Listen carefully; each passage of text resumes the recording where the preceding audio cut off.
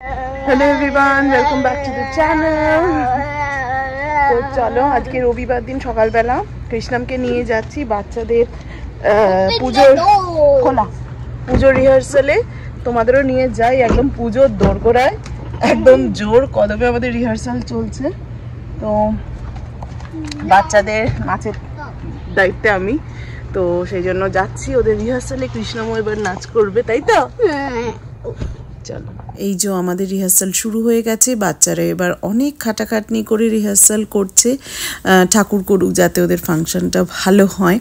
আসলে দেশে এরকম বাচ্চাদের প্রোগ্রাম সবাই তোমরা দেখো, খুব আনন্দ করে দেখো, কিন্তু সেখানের থেকে এখানে বাচ্চাদের প্রোগ্রাম করানো একটুখানি অন্যরকম।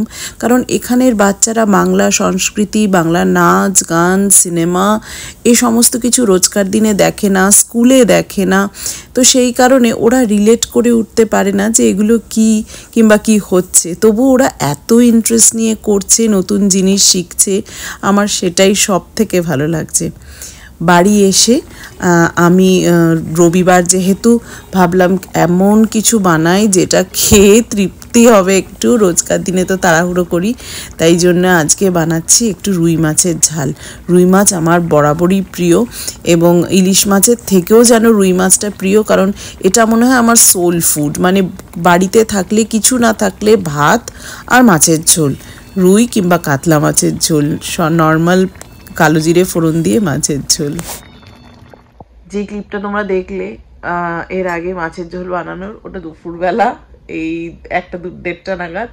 তারপরে এখন বাজে রাত 8টা, বাইরে অন্ধকার হয়ে গেছে।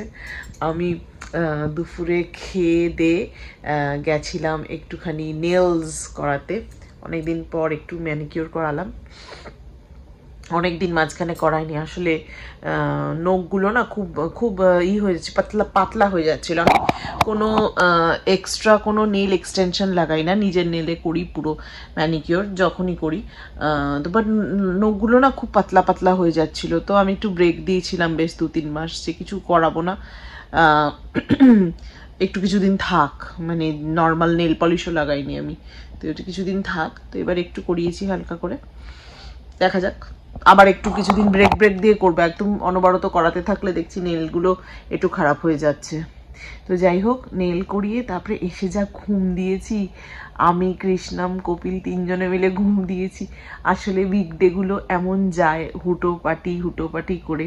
কালকেও শনিবার দিনও খুব একটা রেস্ট হয়নি, তো তাই জন্য আজকে ভাবলাম যে আজকে একটু ঘুম না দিলে এই উইকটা চালানো যাবে না।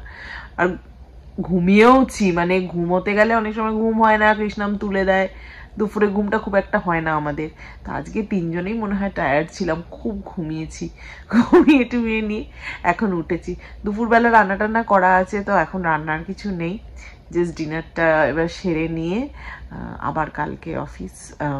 ওইটা একটা, যে রবিবার দিন রাত্রি হলেই আমার তো একেবারে টেনশন শুরু হয়ে যায়। আবার কালকে অফিস পুরো একদম সব কিছু টাইমে করতে হবে আমাদের। ওইটাই একটা, যে সব কিছু টাইমে করতে পারলেই আর কি শান্তি। আর যদি টাইমে না হয় আবার দেরি হয়ে যাবে স্কুলে, কৃষ্ণমের উঠতে দেরি হবে, এসব আর কি চলতে থাকে আমাদের রেগুলার। এটাই লাইফ।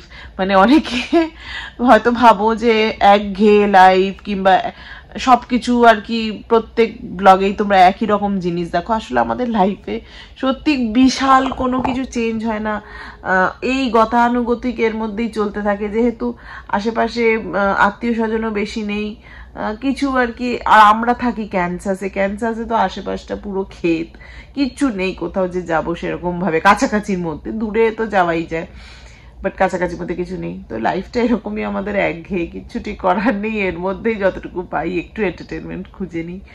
তো চলো, আজকে ব্লগটা এখানেই এন্ড করছি। কেমন লাগলো ব্লগগুলো নিশ্চয়ই জানাবে, আবার দেখা হবে তোমাদের সাথে নেক্সট ব্লগে।